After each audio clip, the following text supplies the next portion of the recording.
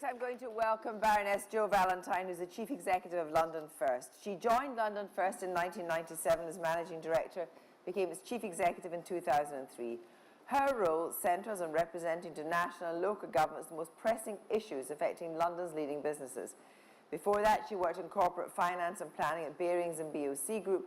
She became a crossbench peer in October 2005 and also sits in the House of Lords Committee, which provides pre-legislative scrutiny of European infrastructure proposals, and she is going to give a response to the short and medium-term measures contained in the interim report. Thank you very much, and good morning. Can I begin by congratulating Sir Howard Davies and his Airports Commission on getting this far and on their interim report. May I also say that we, sparing his blushes, regard him as a necessary evil.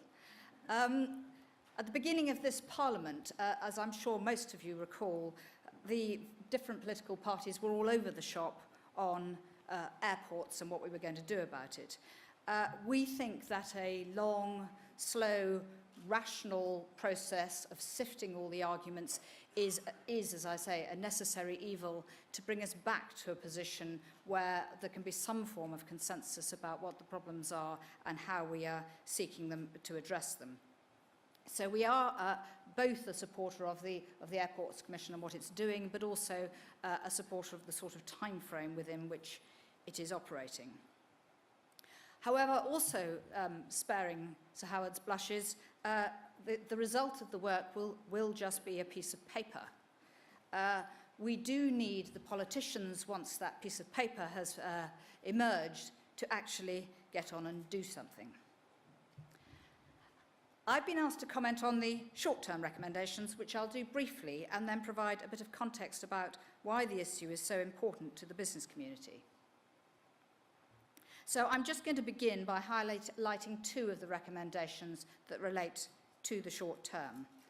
But for those of you in the government present today, I'd just like to say we do want you to act once you get the final report, but don't sit on your hands now. There's plenty of work to be getting on with in response to the short-term recommendations. So, as we know, we won't be getting another runway anywhere at all for the next 10 years at least. The global economy is not waiting while Britain stares at its navel to decide what to do next. We want to be able, as the London business community and indeed as the UK, to trade with the world, to go out to the world to do business, for people to come here to do business, and we want to attract inward investment. In the short term, the best we can do, of course, is sweat our existing assets. And in particular, we need to look, therefore, at the airports which have capacity to do more to attract airlines. The Airports Commission has rightly identified surface access as one of the components of making our airports more attractive to us as travellers and to the airlines. So I'm just going to focus on rail access to and from London. Going round anti-clockwise, just briefly, Heathrow, it is full, as we all know, so I'm going to concentrate on the other two particularly. It has quite good access already, but the Commission did identify the need to sort out the link to the south, the old air track that was, as it was previously known.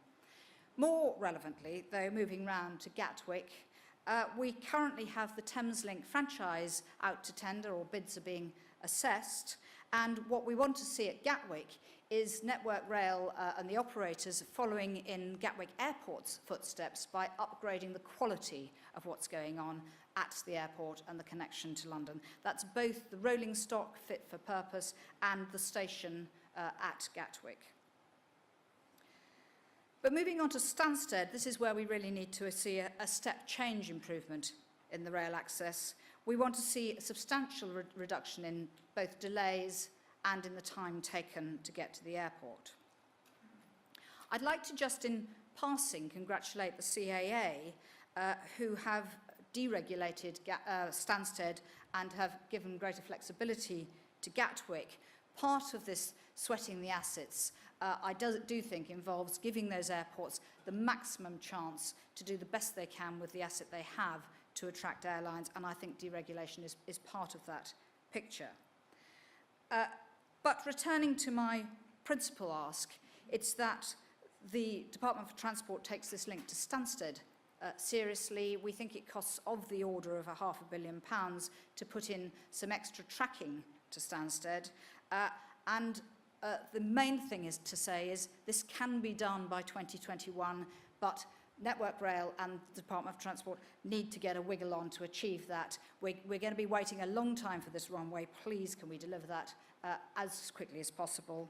And who knows, Stansted and Gatwick may grow more than the demand forecasts we currently have if we get our act together on the surface access.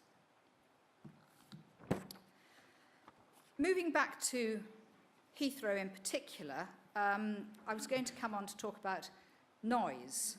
As the business community, there's a fairly straightforward economic argument for the need to trade with our international partners.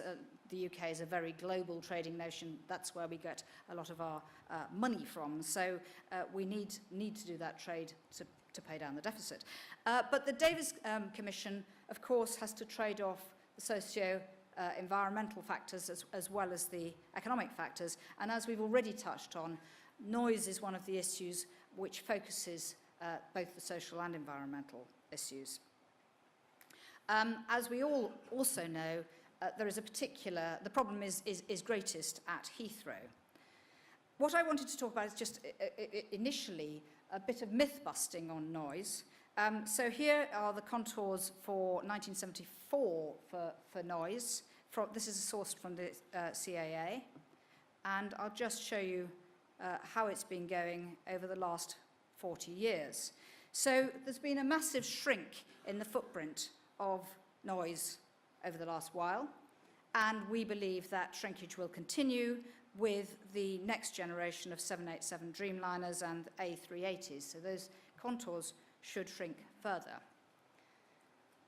But as we've already touched on, that's the sort of technical view from the CAA. How noise is experienced by the residents who live under the flight path is a different issue. And I do think there's been a breakdown in trust between the residents that live under the flight paths and the aviation and airline industry. We at London First proposed an independent noise ombudsman, and I'm delighted that the Commission has endorsed that sort of approach precisely to address this breakdown in trust. We need to start at the very basic level of agreeing the metrics, as we were just touching on earlier. We need to agree what the information is about noise, and we need to see that from the perspective of how it is experienced as much as the technical imposition of the noise. So an independent noise ombudsman we would see addressing this lack of trust, improved transparency about what is going on, and a source of data that everyone concerned with the noise arguments can rely on. As I said, this is particularly important for Heathrow. I don't think one can be looking for any more flights at Heathrow without dealing with this noise issue. The Airports Commission, more generally at Heathrow, made some good recommendations on continuing the use of operational freedoms. That's landing on both runways when there's a high congestion at Heathrow, and indeed on management of airspace to reduce stacking. So both of those factors, I hope, will serve to reduce the significant delays that are experienced at Heathrow. However, of course, the elephant in the room is whether you put more flights through Heathrow, and there is no recommendation immediately to do anything about that. We do not regard it as satisfactory to leave Heathrow operating at 98% to 99% capacity for the foreseeable future. We must address this flights point. There is some small print in the Airports Commission report about returning to the possibility of mixed mode once some of the rest of these things have been worked through. And I would simply repeat that, in my view, we need to put more flights through sometime as soon as possible. But in order to get some legitimacy from the people who live around, they need confidence that you can put those more flights through and actually manage the noise footprint I would argue you could actually cap the noise at where it is today, but we need an independent noise ombudsman to verify that for us. So that's my second ask of government. Please, could you get on now and start working on the noise ombudsman and not think that we just need to wait for the long-term report before government responds with good practical stuff that will help all of us in this argument. So, why does this all matter so much to business? This is a chart of business passengers against UK trade, and I hope you can see there's a rough correlation. Economists, being economists, are having a huge amount of fun arguing about whether direct air links cause trade or trade causes direct air links. I have absolutely no idea which is the chicken and which is the egg. What I can tell you is that there is 20 times more trade done with countries with which Britain has a direct air link. Our current trade patterns are very much dominated by our traditional partners, America, Commonwealth countries. But by 2020, the BRICS are expected to account for nearly 50% of all global GDP growth. So whilst we are extremely keen on protecting our access to those existing and developed markets, we are also equally keen on developing our access to those emerging growth markets. So how does London look compared with our European competitors? Well, we have fewer weekly flights to 7 of the 8 growth economies than European rivals. We have no daily flights to 10 emerging economies, and over 25 cities in those economies are served by daily flights to other European cities. Just to give one example, Heathrow has good links to Hong Kong, traditional again, but only 3 to 5 flights a day to other cities in China. Paris Charles de Gaulle has 11 daily flights to 4 Chinese destinations. Frankfurt has 10 daily flights to 6 Chinese destinations. And guess what? Germany overtook the UK for new inward investment projects for the first time last year. So, demand for business flights is forecast to grow by around 80% by 2030 against that sort of constrained picture. But the UK hasn't built a full-length runway in the southeast since World War II. So, in November of last year, we launched a campaign called Let Britain Fly, which is a national campaign with the aim to build cross-party political support to build those new runways. The campaign statement reads as follows. Before the next general election, we urge the 3 main party leaders to acknowledge the need for more airport capacity, commit to finding a cross-party solution to modernise our airport infrastructure, and in their manifestos, commit to be guided by what the Airports Commission recommends, pledging to maintain, protect and enhance Britain's status as a global hub. It's time to let Britain fly.